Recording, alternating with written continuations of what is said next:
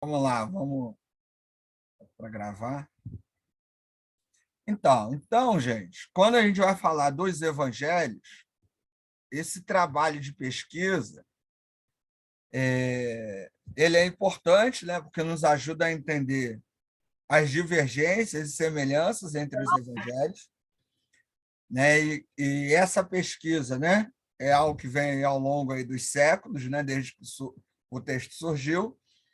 E o interessante é que, assim, na sua caminhada, você vai adotando um ou outro, vai ignorando, né, um ou outro. Então, o bom é que a gente vai conhecendo e isso vai estabelecendo seu método de pesquisa.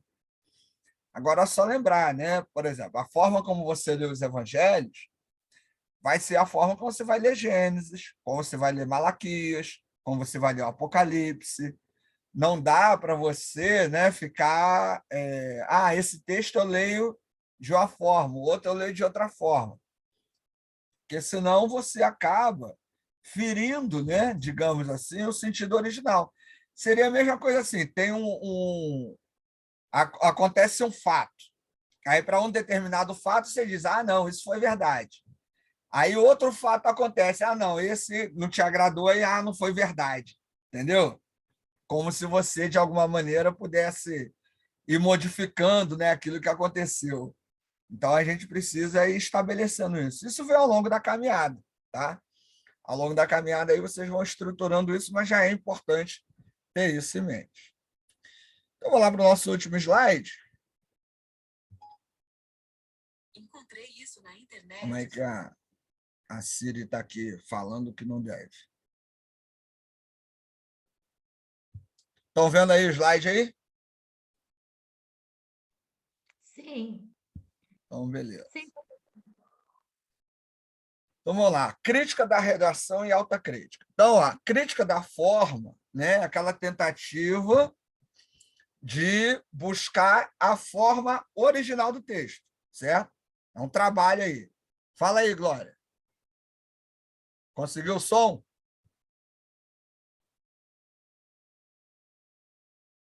Conseguiu ainda não, mas está presente. Devagarinho vai aprendendo. Vamos lá. Então, vamos lá. Crítica da redação e alta crítica. São apenas algumas das muitas formas de crítica bíblica. Lembrando, né, quando eu falo de crítica, é pesquisa, né? É aquele trabalho de análise, não é criticar para falar mal, né? Seu objetivo é investigar as escrituras e fazer decisões quanto à autoria, historicidade e data em que certo documento foi escrito. A maioria desses métodos acaba tentando destruir o texto da Bíblia. Destruir aqui é porque eu tirei aqui um texto mais conservador, então ele está criticando. Eu tirei só um pedacinho, né, que ele tenta explicar de uma maneira mais clara, mas para quem tem a abordagem mais conservadora, né, mais tradicional, a crítica da forma e a crítica da redação diz assim, está tirando Deus do texto bíblico. E não é essa a ideia, né? A ideia é só tentar entender aquilo que ajudou a formar o texto, né? Esse é o trabalho aí que a gente tem nesse tipo de crítica, tá certo? Nesse tipo de pesquisa. Então, não é para destruir o texto, mas é para tentar entender o processo de formação. A crítica bíblica pode ser dividida em duas formas principais: alta crítica e baixa crítica.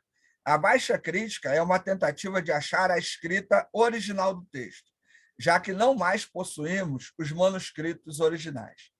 Em relação ao Novo Testamento, né, vale a pena lembrar que o Novo Testamento ele foi escrito em grego, mas a gente não tem nenhum original mais do Novo Testamento em grego. O que nós temos são cópias de cópias de cópias de cópias de cópias. Então, existem textos, existem materiais para você tentar ver essas variantes, né, essas mudanças do texto. Há um texto da Sociedade Bíblica do Brasil, variantes do Novo Testamento, onde faz uma reunião disso, tentando achar os textos mais antigos. Então, quando na sua Bíblia você lê lá, esse manuscrito não é encontrado nos manuscritos mais antigos. Esse texto não é escrito, não é encontrado nos manuscritos mais antigos. Isso é um trabalho da baixa crítica, né? Está tentando entender, né, se foi o autor principal que escreveu, se foi alguém que acrescentou e aí por diante. A alta crítica lida com a autenticidade do texto. Certas perguntas são feitas, tais como: quando foi realmente escrito? Quem realmente escreveu o texto?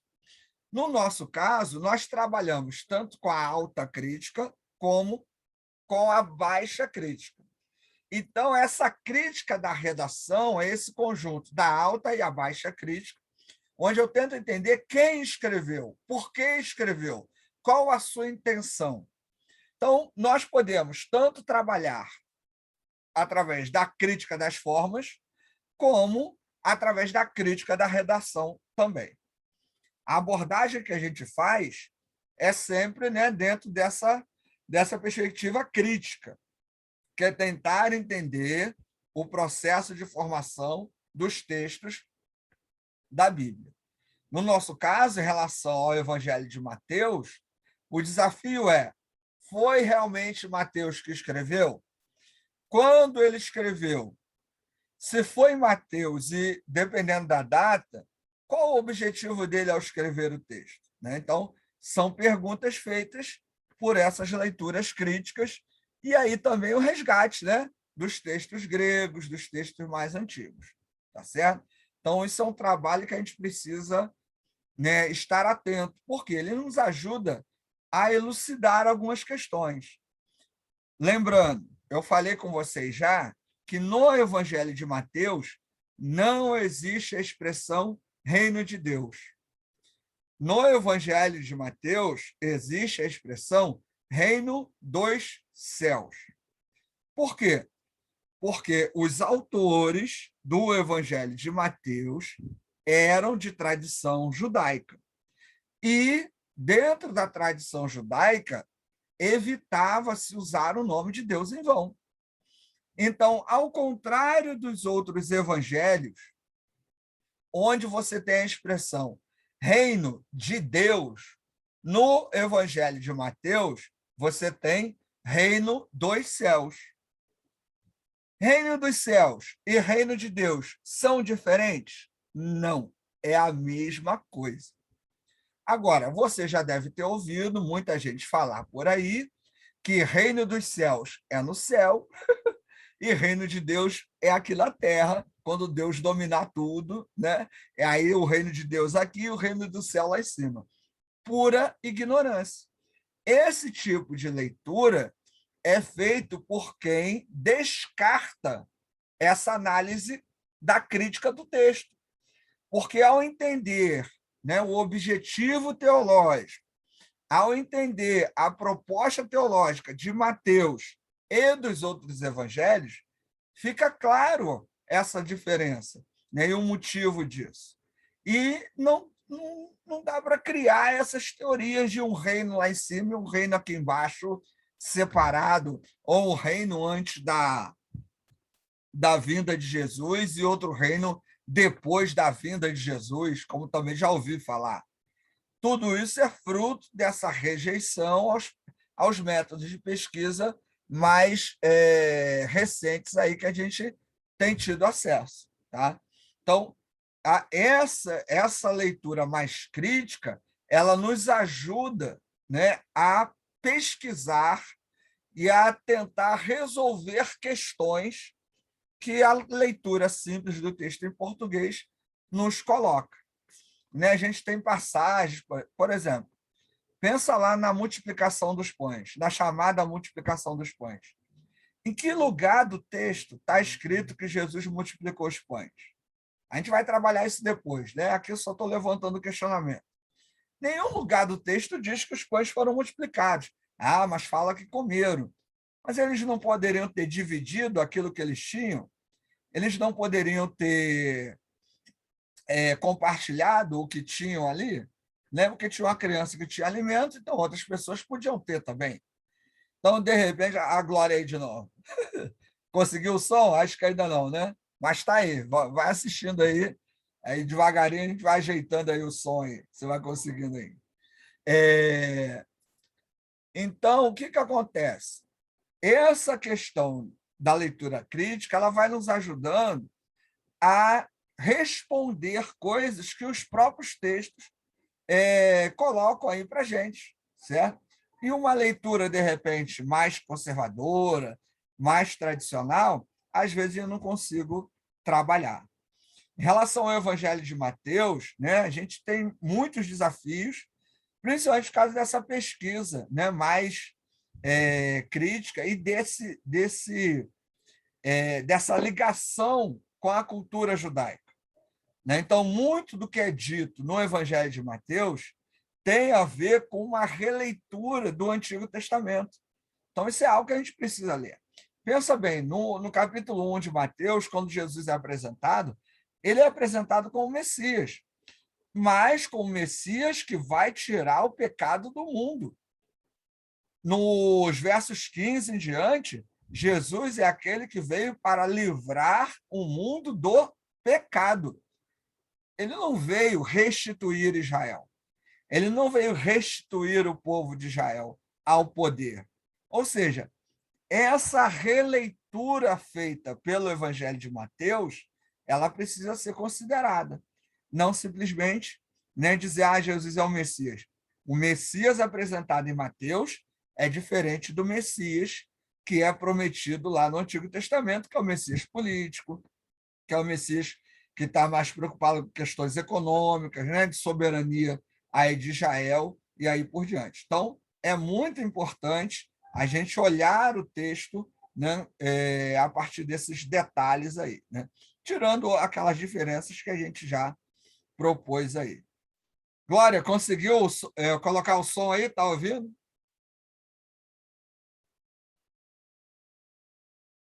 Conseguiu o som? Ah, não. Saiu aí, beleza, então. Então, gente, essas abordagens mais críticas, a gente precisa ir trabalhando elas. Aí eu vou ler Mateus, Marcos, Lucas e João, todos esses textos, de acordo com essa leitura. Isso me ajuda, tá? Outro texto que é legal a gente lendo, né? Por exemplo, o texto sobre o nascimento de Jesus, a chegada, né, dos sábios, né? O texto não fala de reis magos, a tradição católica, né, que falou de reis magos, mas os sábios, né, que vão lá visitar Jesus, né, a visita deles com a data que eles encontram o rei, né, não bate. Então, a ideia do Evangelho de Mateus, ao falar do nascimento de Jesus e da visita dos sábios, né, e do massacre das crianças, é tentar ligar Jesus a um dos maiores profetas do Antigo Testamento, que foi Moisés, que, segundo os relatos, né, da história de Moisés, ele também, se livrou, né, ou conseguiu escapar, né, no massacre aí de crianças, e Jesus, no Evangelho de Mateus, ele também é apresentado como alguém que consegue fugir desse massacre. Então, é algo que está ligando à tradição judaica. Quem não era judeu, tanto importa quem foi Moisés, quem não foi. Né? Você percebe que os textos de Paulo, por exemplo, né, que são dirigidos aos gregos, não prestam atenção ao Antigo Testamento. Paulo, inclusive, na carta aos Gálatas, ele diz que festas, datas, tradições, né, ele fala, ignora tudo isso, né? Porque o evangelho é maior do que essas coisas, né? O evangelho sendo a própria pessoa de Jesus. Então, ao ler o evangelho de Mateus, a partir dessa perspectiva mais crítica, a gente consegue, né, de alguma forma, lidar com essas outras questões. Então é isso, gente. Perguntas, dúvidas? Alguém quer falar alguma coisa aí sobre o que a gente apresentou até agora do Evangelho de Mateus? A crítica da redação, crítica da forma.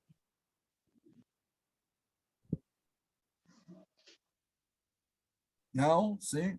Ou todo mundo entendeu tudo, ou ninguém entendeu nada, né? O meu comentário é que eu amei o fundo da Suane.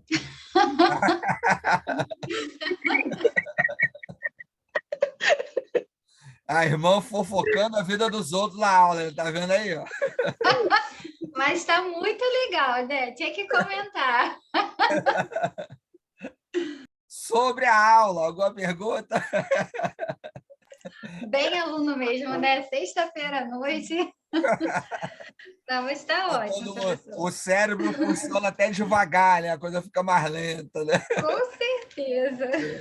Vai desativando. Professor Ricardo, Ah, excelente a sua explicação, né? obrigado. Mas Mas, para absorver esses conhecimentos, confesso que precisa de muita leitura. não, claro, obviamente. O que eu estou fazendo aqui é uma apresentação introdutória, até para a gente ter uma noção, né? Mas isso ao longo do curso você vai ler mais sobre isso, vai ter indicação de livro, né?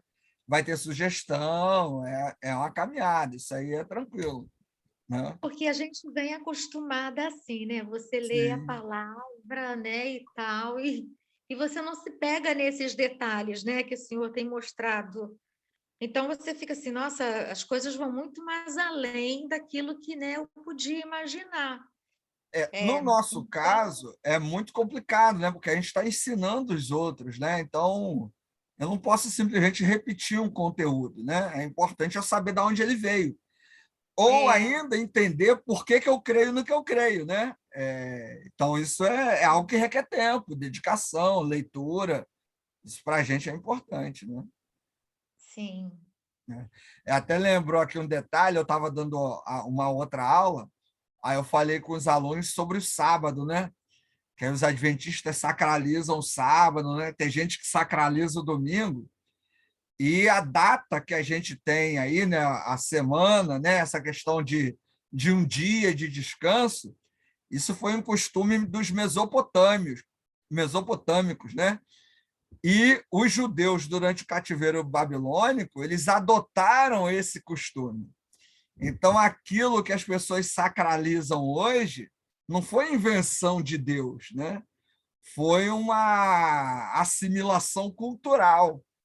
Então, é até perigoso no nosso papel, né, como líderes, como professores, professoras, né, pastores, pastoras, impor determinados costumes e, às vezes, não tem nada de sagrado nisso. A questão está ali mais por uma questão cultural, né? E esse trabalho de crítica das fontes, crítica da redação, o método histórico-crítico, né? A leitura socioliterária da Bíblia, o pragma linguístico, ele nos ajuda a investigar isso. E aí você vai focar no que é importante, né? O próprio Jesus fala, né, que o mais importante do que o dia de sábado é o homem, né? Não é o sábado. E até hoje muitos cristãos não entendem isso. Tem pastor aí que oprime o membro da igreja que não vai à igreja domingo. É claro, né? Eu particularmente fico preocupado quando alguém não vai, você pergunta, você fala, mas você não pode ameaçar dizendo que Deus vai punir porque está na Bíblia. Nem está na Bíblia o domingo, né? E as pessoas dogmatizam isso. Então é importante saber de onde vêm nossos costumes, o texto bíblico, né, gente? Da onde ele veio, como esse texto surgiu, né? E às vezes a nossa fé está fundamentada em algo que a gente assim acredita, acha que é verdade, mas o texto nem tem nada a ver com isso. Então, é um cuidado. Agora é a caminhada, é a caminhada. Então, beleza. Então, vamos ficar por aqui. E aí, semana que vem a gente continua. Eu vou mandar esses slides para vocês. Quando conseguir fazer aí o upload aí do vídeo, eu mando a aula lá para vocês. E aí, o pessoal vai vendo e revendo aí. Qualquer coisa, só falar lá no grupo. Tá certo? Tá certo, professor. Obrigada. Beleza. Bom final de semana aí.